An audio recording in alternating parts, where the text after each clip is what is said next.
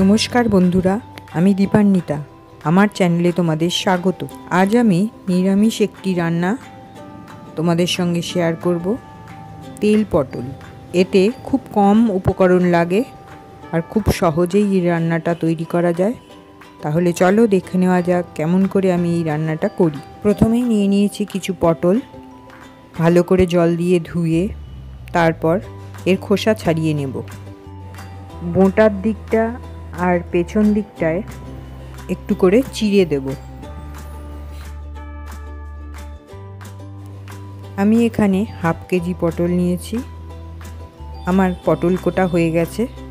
এবার এতে 1 চা চামচ নুন দিয়ে ভালো করে মাখিয়ে রেখে দেব 10 মিনিটের জন্য। এরপর প্যানে সর্ষের তেল গরম করে তাতে নুন মাখিয়ে রাখা পটলগুলো ছেড়ে দেব।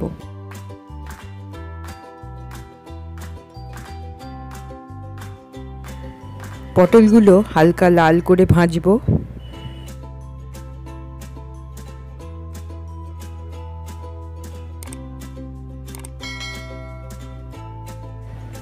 পটলগুলোতে হালকা লাল রং এসে গেছে।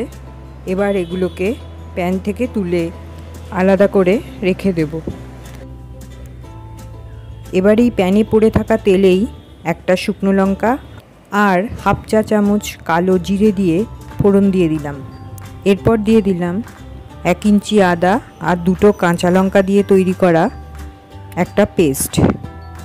ভালো করে নাড়াচাড়া করে এতে দিয়ে দিলাম হাফ চা চামচ হলুদ আর হাফ চা চামচ লাল লঙ্কার গুঁড়ো।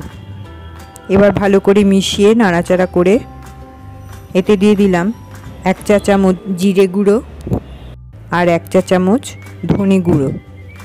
ভালো করে মিশিয়ে নাড়াচাড়া করে তেল ছেড়ে এলে এতে দিয়ে দিলাম 1 কাপ জল। এরপর এতে ভেজে রাখা পটলগুলো মিশিয়ে দিলাম।